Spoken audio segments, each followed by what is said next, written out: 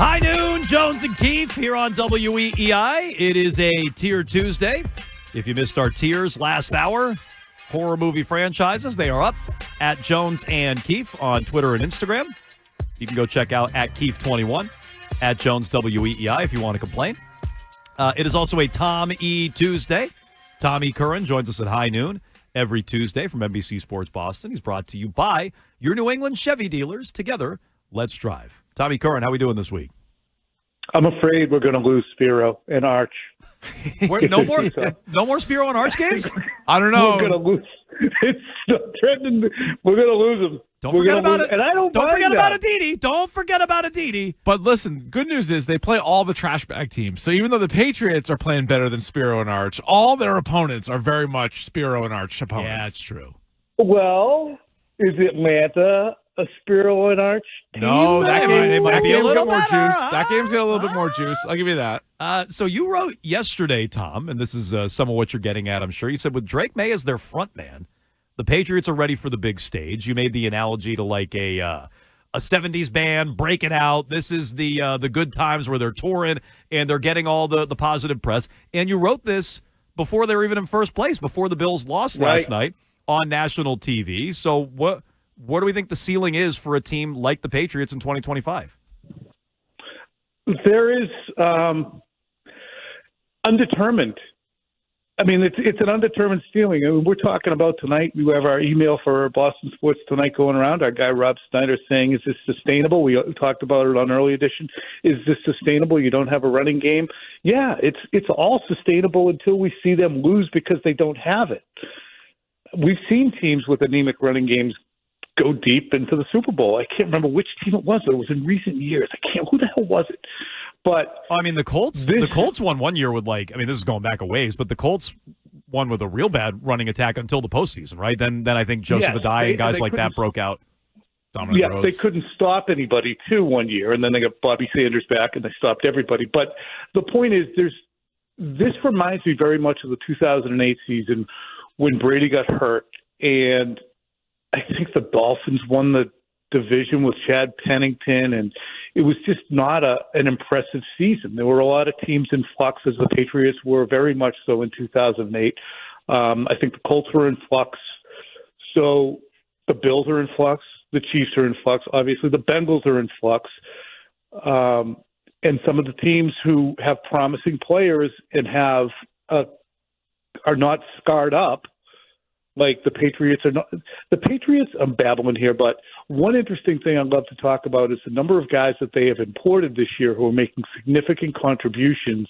And I can't find anyone who I'm looking at here and saying, that was a stupid signing, it's not working out. Or can I find anybody and say, they shouldn't have let that guy go? Yeah, it seems like a couple of their leftover guys. I mean, I still maybe go back and forth on Peppers, right? Like, because the safety play is not very good. Even Bourne. Like, Bourne's had two really good games. I wasn't crying about that when he left, but he's been good since he left. Yeah, maybe Peppers. I'm not losing my mind about it. And you see why they wanted to move on from Duggar, and they didn't, as he gets torched last week. But you mentioned the running game in there, Tom. From what you've seen through 6 games, the ineffectiveness, is that on the backs themselves? Is it on the offensive line? Is it play calling? Like, if it's a little bit of everything, like who stands out in that group?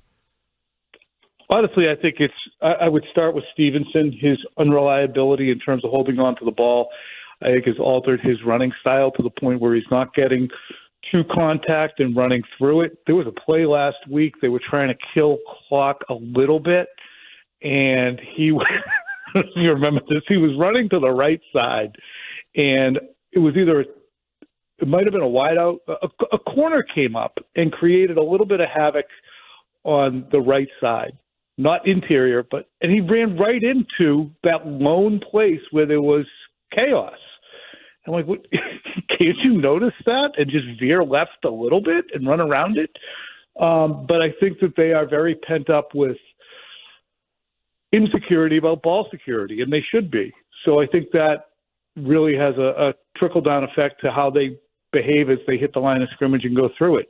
So I think it starts with Stevenson, and then you can't rely on him. So you're caught between this area where you're trying to get him going but afraid of his results, and then Henderson is coming in and he's not getting enough reps, in my estimation, or enough time to build up his, pitch repertoire.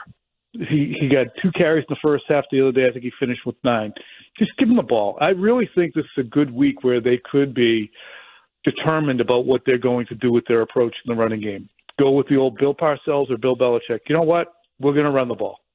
Get a lead, but then run the hell out of it. Yeah, I would like to see more Henderson. But in the meantime, with his struggles, with Stevenson's struggles, with Gibson being hurt, is this a spot where you think they could make a move in the next few weeks and try to acquire a running back? Undeniably. It has to be. That tight end depth, I think, is the other sneaky thing that I would look at. Offensive line has got some stable backups, it seems like, right now. But I would definitely say running back, tight end, not because those guys aren't performing, but because they're so indispensable, Hooper and Henry. And then I think I would like to see a little bit more defensive end depth and edge depth. So those are 3 big places. How big game hunting do you think they'd be doing at running back? Your colleagues at NBC Sports Boston put together like a trade targets list. It had the Jerome Fords of the world down at the bottom of it, and then the top were Breece Hall, Alvin Kamara. Do you think they're looking that big, or are they just trying to get another body in here? I think they would be open to anything, which is kind of a cop-out on my part, but what will it cost for Alvin Kamara? What will it cost for Breece Hall? Would Breece Hall even be entertained by the Jets within the division? And how about while we're there in the division? That Mike Tomlin blasting of Matthew Berry for keeping Joe Flacco in the division was unbelievable. Did you see that? Yes. Yeah. Not Matthew Berry. Andrew Berry. I was wait, the fantasy guy. Yeah, Sorry, I was very confused there for a second. Yeah, no, he was ripping him. Yeah, it's good. But yeah, look, any port in the storm, you cannot walk around with a running back and a half, which is basically what they are doing right now, because relative to what Stevenson should be able to do, he's about 50, 60, 65% of himself. Because his forte, I always thought, was getting to contact and fighting through it. Now he's afraid to do it. Understandably so. But they need another running back, more running backs. Maybe Terrell Jennings can do it. I mean, they don't even have a third down back again. And I thought that Henderson was going to fit into that spot, which would have been nice, but they don't have a third down back again. It's just 2 guys. How do you think Mike Vrabel views Tennessee? Like, there's no way this can be just another game. I'm sure there's also a sliding scale. How Bill Belichick felt about the New York Jets is probably different than how every head coach thought about their previous stop. But what do you think Mike Vrabel and how he feels about the Titans? Well, I think Mike's has a little more social acumen than Bill. So he's able to articulate and differentiate between every single human in the organization and the people who made the decision to move on from him. I'm sure that he feels a lot of agitation towards being let go, but you have to change where you're living. You have to commute back and forth as he did to see your kids, college baseball games.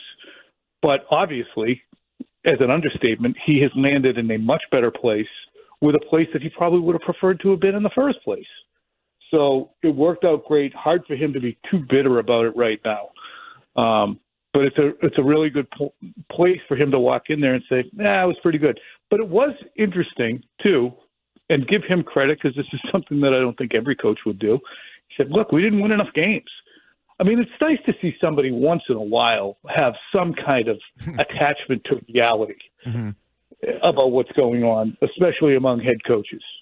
Talking to Tommy Curran, NBC Sports Boston. He joins us every Tuesday at high noon. We call it a Tommy Tuesday. Give him a follow on Twitter at Tom E. Curran. Let's get to this week's Drake Take from Tommy Curran, presented by your New England Chevy dealers. Together, let's drive. I feel like every week we come on, we ask about Drake Maye. We're like, is he the guy? Is he a top 15 quarterback? Is he a top 10 quarterback? The question this week, Tom, is does he deserve the MVP hype that he's getting? Yes or no? Yes, absolutely. Because MVP to me, and I was long been a voter, but I gave it up this year. I'm like, I can't do this. It's too much bull. And I don't know who the all-pros are. But anyway, every time when I voted for MVP, I used as a standard the impact that you made on your team relative to where they'd be without you. And that's why I voted for Josh Allen last year. Team was not good. That team was on his back the entire time, and you saw it in games involving the Ravens. He did more with less and was a great player. So same thing with Drake Maye. I'm not saying that Baker Mayfield has a million guys, nor does Daniel Jones, but the conversation for a guy who is the quarterback for a team that won 8 games the last 2 years and now is already at 4 and climbing, and statistically what he's done, and it's not a fluke in my estimation. He's done it against good teams. He's done it against bad teams. When he plays well, they win. When he makes even a slight mistake, they lose. So, yeah, he belongs right there in that conversation. Who do you think right now should be the favorite to win the AFC? Kansas City. Yeah. No, I know. That's what we kind of defaulted to also. Because we've seen this movie so many times over the years, and the Patriots were involved in it and starred in it.